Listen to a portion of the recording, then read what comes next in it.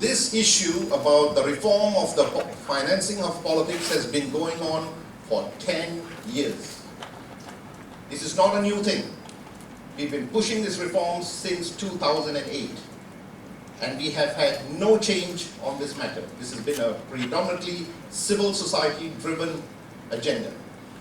The question then arises, why have politicians been reluctant to change the politics of financing? So I will take you through the history as to why this is important. The second issue is this.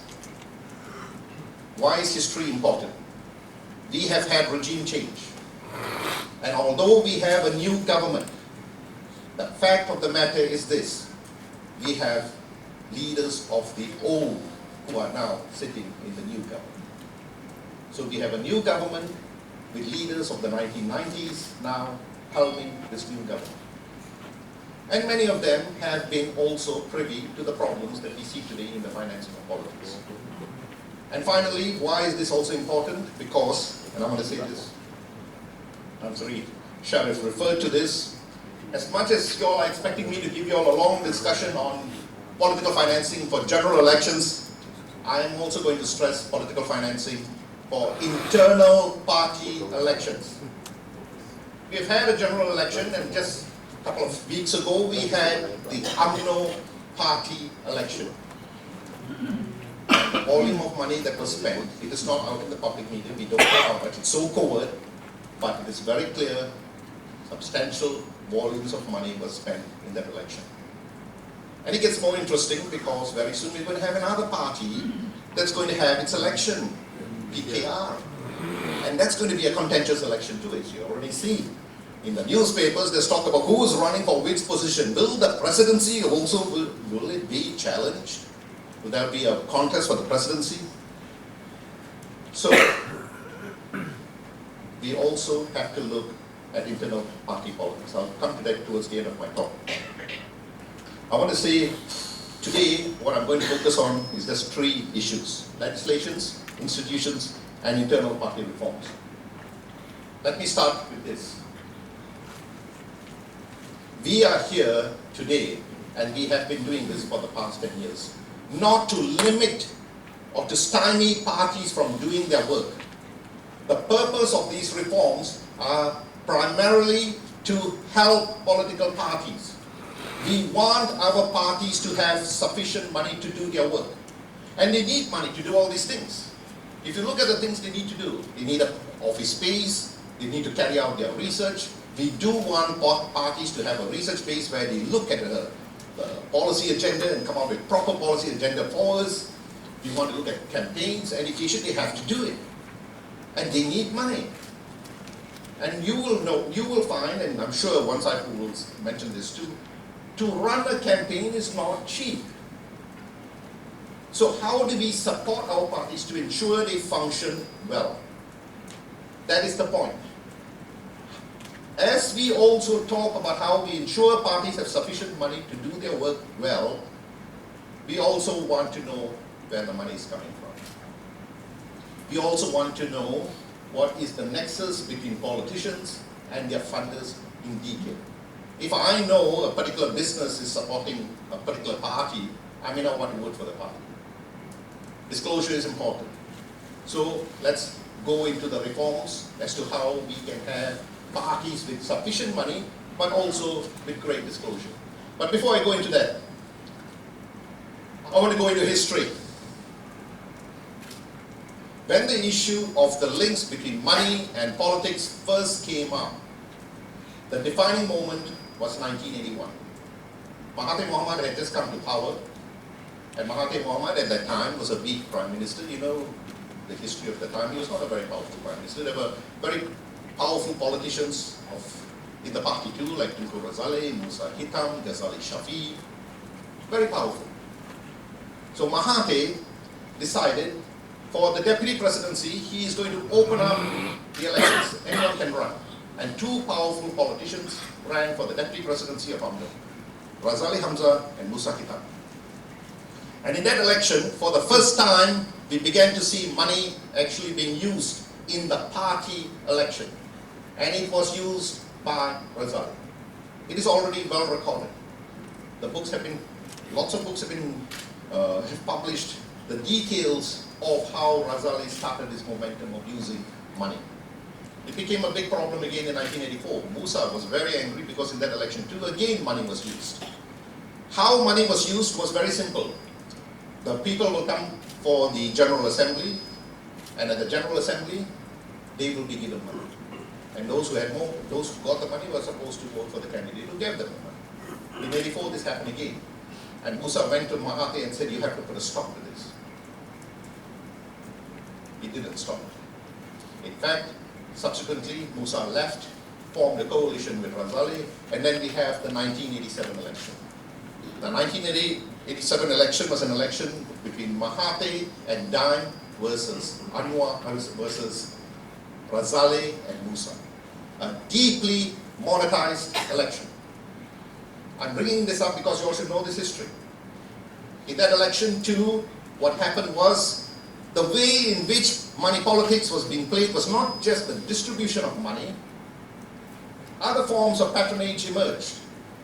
And the other forms of patronage emerged in the form of setting up GLCs. GLCs were then given a lot of assets and funds. And the GLCs were then used as a mechanism for putting politicians there, first as directors, or even subsequently privatize it to them. And there was a period when many of these assets were privatized, and that led to the big feud between Mahathir and Razali. Wealth was being cornered. So now you can see how money politics is being linked to public policy. Now you can see how internal money politics is being linked to government institutions and the practice of patronage. It was getting institutionalized. Subsequent to that, Mahathir narrowly won. There were allegations of wrongdoing in that election. Never mind, we'll leave it. That's old history. I don't want to go there. But what I do want to say is this. Subsequent to that election, the rules were changed. Now, if you want to contest the presidency or any of the top posts, but particularly the presidency and the deputy presidency, you must have nominations, sufficient nominations from the ground. That made it very difficult to challenge the top two leadership. You needed a strong grassroots base to win support. It made it very difficult to unseat the incumbent. That was the part of the changes that we saw in new UMNO that emerged. And then in 1993, something very interesting happened. Anwar Ibrahim, now finance minister, decides that he is going to run for the deputy presidency of UMNO. Mahathir didn't want this. Mahathir told him, don't do it. But Anwar went back to the ground, had a lot of support, and he came back and he told Mahathir, I have to run because the party members want it.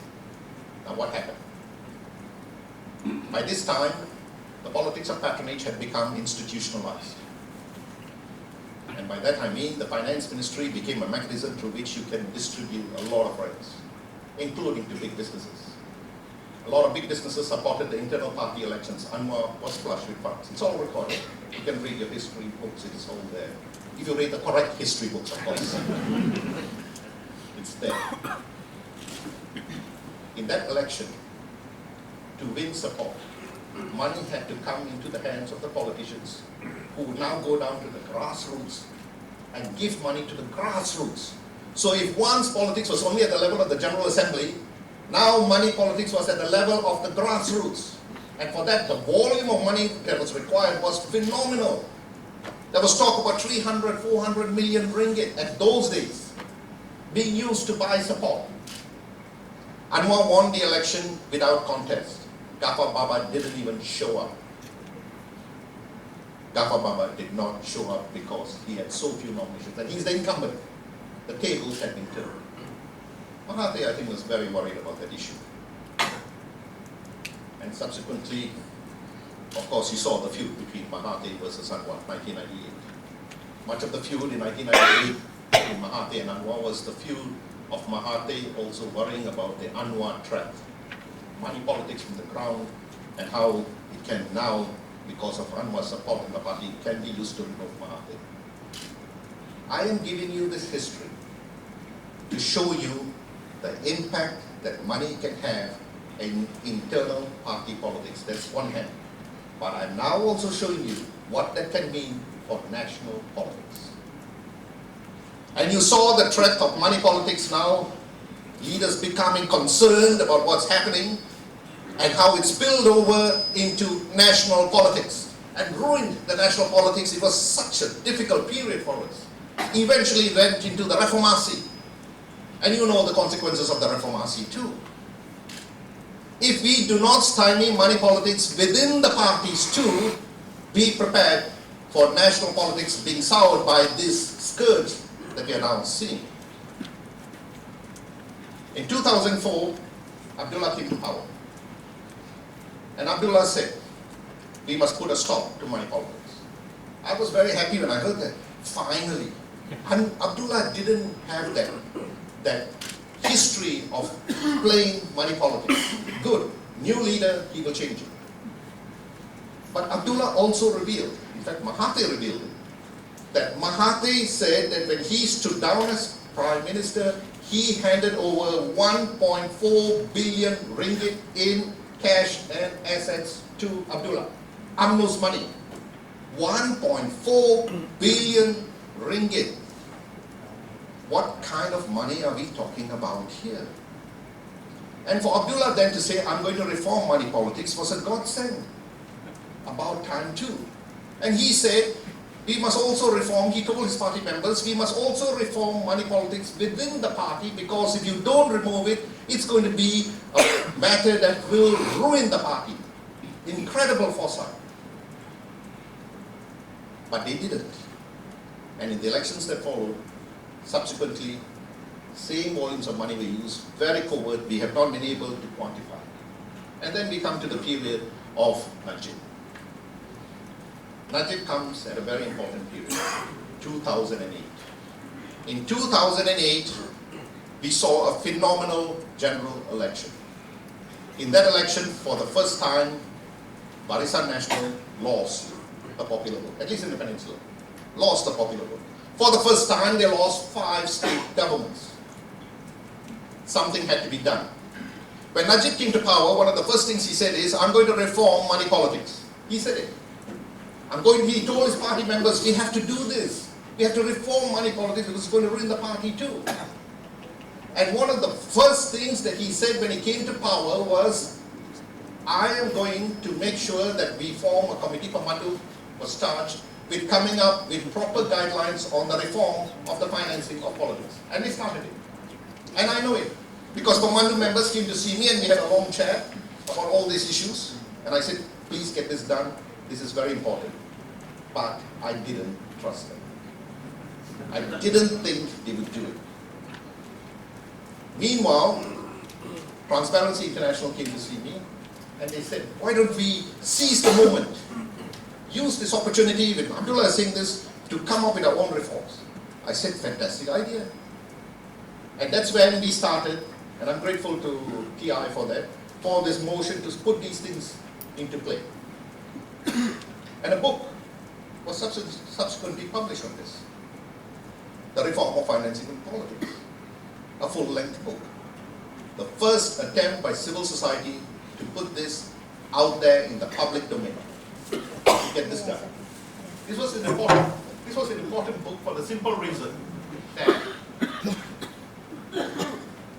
about 6 months after Najib started talking about the reforming of financing of politics, and later we confirmed this, he shelved the whole thing. It was too contentious. If we shelve the reform of politics, the implications on his own party would be detrimental. When we came up with these suggestions, we went to Parliament. We went to Parliament to meet the first opposition members and then the Barisan Nasional. Let me say first what happened when I went to see the opposition. Full round table, lots of opposition members there. And then I said, I'd like you all to support this. We've done all the homework for you. Just take it into the House, debate it, and make this legislation. And they said, no. They said no. And I said, why not? They said, well, for the first time we're getting money. we're getting a lot of money from our supporters. We can take on the Barisan Nasional. I said, yes, very good. Good for you. But no matter how much money you get, you will never have as much money as the Barisan Nasional. So let's draw a line now in the Senate and say, let's just do it once and for all. They said no. And then I went to see the Barisan Nasional. Before I left, I remember someone telling me, who are you going to see next? I said, you're going next door to talk to the Barisan Nasional. They said, good luck to you. I said, I know what to expect when I go there. But I didn't expect this. I didn't expect you all to say no to this. Not on this issue. After all, you supported us in 2006, 2007, Bersih. They were there with Bersih. They supported us on this motion. Why now? Why say no now? So we went to see the Barisan Nasional, and only one person turned up. Minister in the Prime Minister's Department, what's his name? Nazri. Okay, now they're out of power, I've forgotten all their names. Nazri, Minister in the Prime Minister's Department. He asked for to meet the backbenchers, but the backbenchers didn't show up. Why? Because the chairman of the backbenchers was the MP for Bintulu thing, who was then implicated in the PKFZ scandal. He's the last man who was going to come and see us to talk about reforms. But Nazari looked at it. He said, very good, what do you want? I said, we want the institution, we want his reforms. He said, I cannot do this. I said, why not? He said, because if I do this, my party will lose power. Yes, you know him. Nazari is a very open, he just say it as it is. Let's give Nazari his credit. He was very open, I'm not going to do this. So I said, then there's nothing more to talk about? He said, yeah, nothing more to talk about. Then he asked me, he said, you're very upset. Huh? I said, yes, I'm very upset. I'm very upset, and I know why you don't want this, because you don't want institutional reforms. We had 3 recommendations: internal party, legislation, not internal party, legislation and institution. Legislation he was willing to accept. Institutional reforms, devolution of power to oversight bodies, he said, no way. I'm not going to devolve power. I will lose power if I do that. So he said, you look very upset. I said, yeah, Najib said he's going to bring about reforms. We have done the work for you. You just take this and go and debate it. Then you have credibility. Then he said, no, I can't do this. And the reforms came to an end. That was the end of the reforms. And in 2013, we saw one of the most monetized elections ever. Even opposition leaders, when I saw them on the ground, in 2013 I visited all the states during the campaign, opposition leaders were very upset because so much money was out there in the mainstream. Where is all this money coming from? Now that was a defining moment, because if before we talked about money politics, we always talk about money politics in UMNO, MCA, MIC. Now we were talking about money politics in a general election. Money politics from the party had seeped into the national arena. We were in bad shape. The volume of money in this election was stupendous, and we had no clue where this money was coming from. The money was just flowing into the campaign period. Subsequently, we found out. 2 years later, the 1MDB scandal was exposed, and then it was also exposed that 2.6 billion ringgit flowed into the account of the Prime Minister himself, who then, to everyone's surprise, said, I used the money for the 2013 general election. There you are. Now you know where the money came from. Who is 1MDB? A GLC.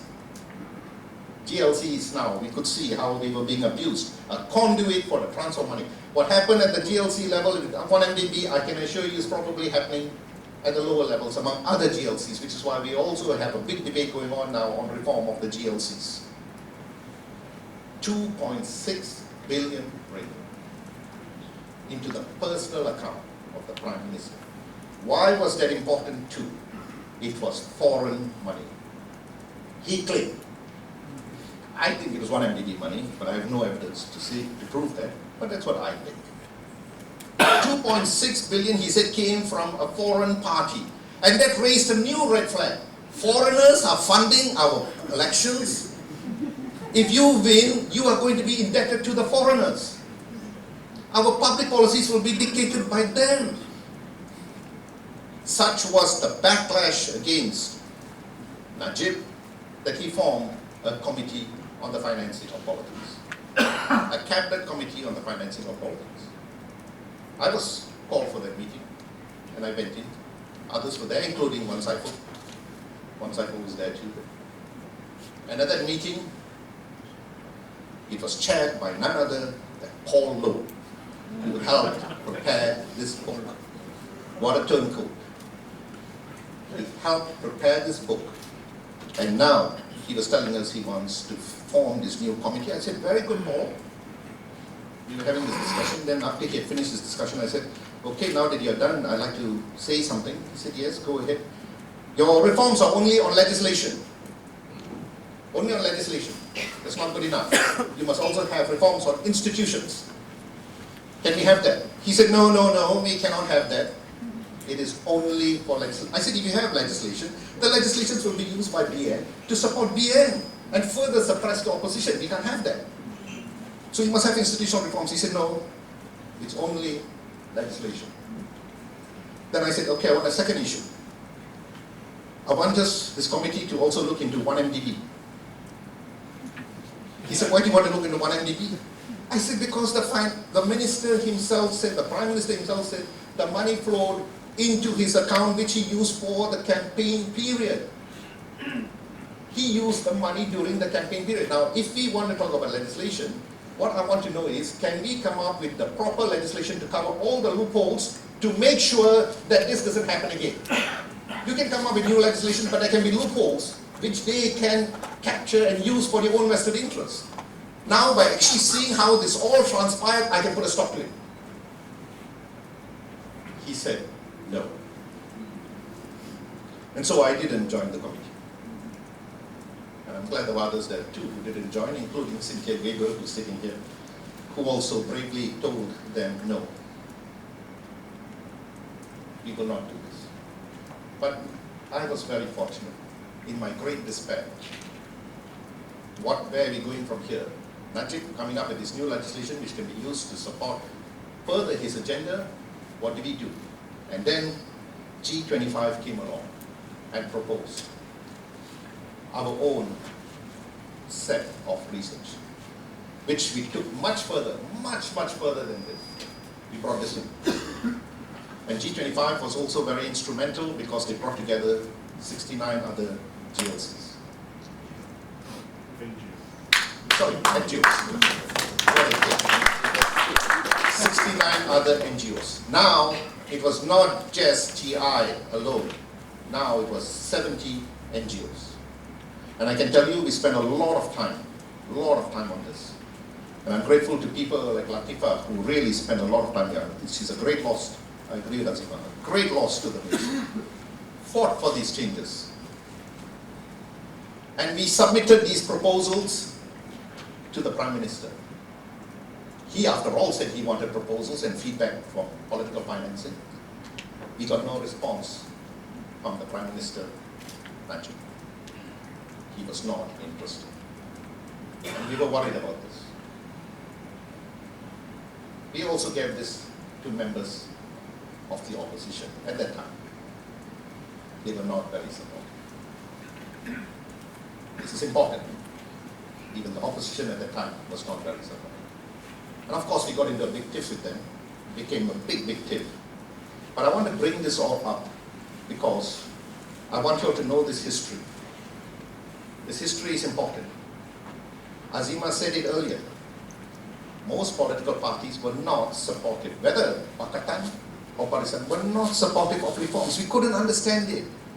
2.5 billion has flown into the Prime Minister's account, which he used in the campaign. You all are more than willing to talk about 1MDB. Why can't you all talk about this?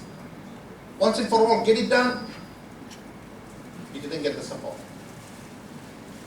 The committee came up with its own proposals. It was supposed to be tabled before the last general election. It didn't get tabled. Najib had more time for himself. I think if even the committee's proposals which were proposed, and they were not bad, many of the proposals made by the committee was, and I would attribute this also to much of the work from one cycle. And I think one cycle, when I would like him to speak about this because he was there in the committee which proposed it. Not much changes between, not much differences between the two of us. It was still not accepted. And let's now go on to the last general election. If you had witnessed the last general election, and in this election too, I visited most of the states in the peninsula. I wanted to visit all, including Sabah and Sarawak. But I couldn't go to Sabah and Sarawak because among the other things that Najib did to stymie a fair election was to ensure the campaign period was very short.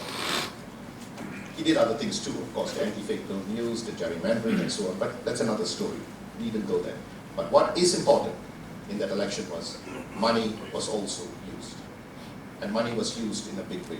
And money now was no longer just used through overt vote buying, which transpired probably. We have to do more research on this. But money was also now being used through public policy. BRIM. BRIM is a public policy. BRIM is a legitimate public policy for cash transfer to the poor. You can see it's a mechanism of money politics. As much as we may concur with the value of the policy, after all, who doesn't want to help poor people? And they will spend the money and consumption will go up and economy do well, fine. But there were other issues involved. Mahathir said it well when he used the term cash is king. I'm bringing this up because you can now see, because we did not deal with the reforms on the financing of politics, money politics has taken on so many new forms. It has even become part and parcel of the way public policies are created and how it's implemented. Money politics is not just about financing of parties. It has now become a big issue in terms of how we shape the way we conduct our politics and our policies. Which is why today we need to make sure the reforms are instituted once and for all.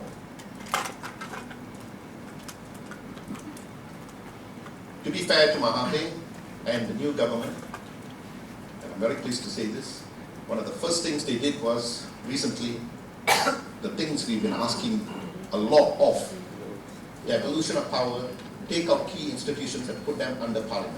And they did it. They did it with the EC. They did it with the MACC. And I would like to congratulate them on doing that. That was the one thing. Yes, they deserve a clap for that. That was the thing that Nazri didn't do. And that was the first thing this government did. They deserve much praise for that. But there's more to go on. There's more going on here that we have to look into. And I want to end the history part by bringing this. Now we come into what happened in the party election. UMNO. In the UMNO party election, it was very clear in that election money was used, and the consequence of money being used in that election is this. This was a party that had lost power. If you lose power, the first thing you do is you go back, you reform the party, you get it back into shape so that you can become a proper opposition and later come back to power. Other parties like UMNO have done it. The KMT in Taiwan, the PRI in Mexico, LDP in Japan, that's what they did. Single dominant parties like UMNO, I just mentioned 3 of them, when they lost power after many years of continuous rule, went back to the drawing board, reformed themselves and came back to power. In this party, however, they practiced the same kind of money politics, and instead of seeing new blood coming to the helm, the warlords and the old guard secured power again. Young people were finding it difficult to make the breakthrough. The warlords were still controlling the power. Politics has not changed in spite of UMNO losing power. This is why, as I said, internal party reforms are also important. And as I said, and I don't want to go into this too much because it hasn't happened yet, we have another party election coming up, PKR. It'd be interesting to watch PKR, because when PKR had an election in the past, there were also serious allegations of money politics in the PKR elections. Watch now for PKR and let's see what's happening. I hope we won't see this. So now, let me take you into what our recommendations are. You know the context now. The context is clear. We need this change. There's been some initial changes by the government, but let's push this through now. Now, what do we need? First, the three things that we're talking about: enhancing a Political Parties Act, strengthening the Election Commission, and creating access to funding. Creating the Political Parties Act, these are the issues that we want to talk about. Banning secret funds, banning foreign funding, setting contributions and expenditure limits. This is where we disagree with the committee. Greater disclosure, caretaker government, and internal party elections. The second one, institutional reforms, starting first in particular with the Election Commission. It's there too. At least that has been done. And in creating an equitable mechanism to transfer money. All parties, I don't care, and I'm sure you will agree with me for saying this, we don't care which party we are talking about. All parties, if they have support required, it is a legitimate right that they should have access to money so that they can do their work. They have shown they have support. Even if you don't like it, I'm sorry, you have to do it. This is a democracy, after all. So the areas requiring reform, there's a lot of work to be done. The federal constitution, there will be reforms required there. The Election Offences Act, reforms are required there. The Societies Act, it's all here. As I said, I don't want to go into the details because it's going to bore you out of your minds. It's very technical. But the second part also, institutional reforms. The Election Commission is one. The Registrar of Societies. Isn't the Registrar of Societies requiring reform? You saw what happened before the election. How can the Registrar of Societies be under a sitting minister? The thing about registering parties should be to an independent body, and that should be the EC, and the EC should be independent. And then we have the Attorney General's chamber, very important. The issue of corruption. And here, I'm glad Cynthia is here, because on issues of corruption, and you getting the chamber to, AG's chamber to do this is extremely important. And she will tell you more about these issues. Let me take you more to the third level, internal party elections. Internal party elections are important because if you do not stop money politics, when factions are created, factions are common in most parties. I don't know of any party in the world which doesn't have a faction. But when factions are formed, they're usually formed along ideological lines, differences of opinion on public policies. It's common, that's fine. But factions cannot be formed based on money. And who has the most money? If it does happen, then the legitimacy of the party then completely from this. The legitimacy of UMNO is now being questioned. Do we want the legitimacy of our parties to be questioned because they continue to practice this kind of monetized politics in our election? I keep coming back to this point because, as I said, that's the issue also we really need to look at, because for all the reforms that are going to transpire in the future, will parties allow us to know what is happening within the parties during the elections? And I'm saying yes. Some will say no, fine, let's debate. But I would like our parties to be truly open and accountable. So here we come to the Political Parties Act. And here I'm giving you some more background on terms of legislations, the issues we have to go through. It's a lot of tedious work. And I heard that the government is doing it, good. They're doing it, but these are the reforms that are required. It's also the Federal Constitution, the Election Commissions Act, the Election Offences Act, the Elections Act, the Societies Act, the Companies Act. Why the Companies Act? Because political parties own business. Also, when we come to Companies Act, under the Companies Act, is there any regulation on financing or donations to parties? Other countries have it. The United Kingdom has it. Parties who contribute funds to companies that contribute funds to parties must declare it to their shareholders, and their shareholders must approve it. Isn't that fair? That's very fair.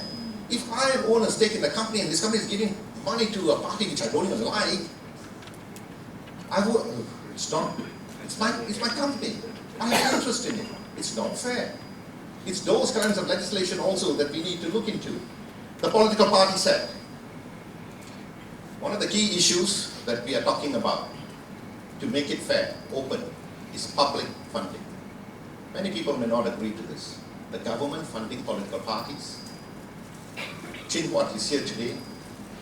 Chin Huat has done a lot of work on this topic. And he's come out with a very fair system, which I was very impressed by, which shows how, in a very legitimate way, parties can get sufficient funding to do their work. The things I said at the beginning. It's all laid out. I hope they take Chin Huat's recommendations. I'll let Chin Huat say a few words on that too today. But the important thing about public funding is this. If a party takes money from the government, they are then immediately subjected to enormous disclosure. You're taking public funds. If you take public funds, you better tell us where the money is going. After all, you're taking my funds. I'm a taxpayer. I'm entitled to know.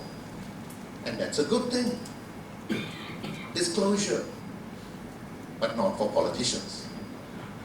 Politicians are very circumspect when it comes to disclosure because look, funding elections, funding campaigns, funding a party needs money. They will tell you. It's a very legitimate complaint. But at the same time, when they get the money, they are very hard-pressed to disclose. Why? And I'll come now to that. Disclosure. If you have public funding and you have disclosure, here's the problem.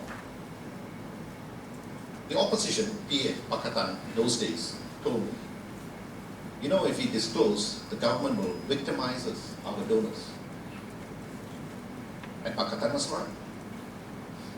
When people donated money to Pakatan, they were victimized. Stanley Tai, remember Stanley Tai? 2013, Stanley Tai spoke up. Supermax CEO spoke up, supported the opposition. Soon after that, they went after him. Just before the 2013 election, he had come out with a public apology. I don't think he believed it, but there you are. A strong state forcing a party, a company or businessman who supported the opposition to change his stand. So we must also, when we talk about disclosure, have safeguards, especially for people who support the opposition. If people support UMNO, is that their right? Yes, that's their right. But just please disclose it, so I know.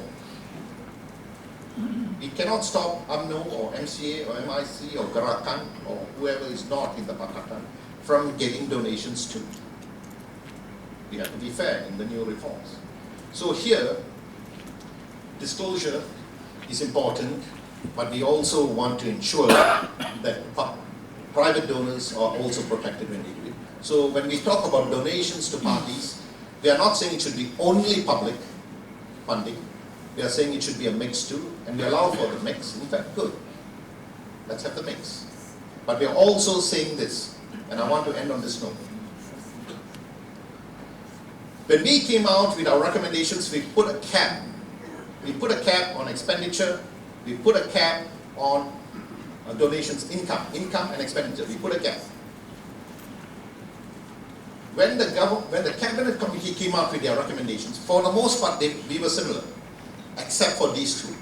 No cap on expenditure, no cap on income. But they also had one thing, which is to their credit, disclosure.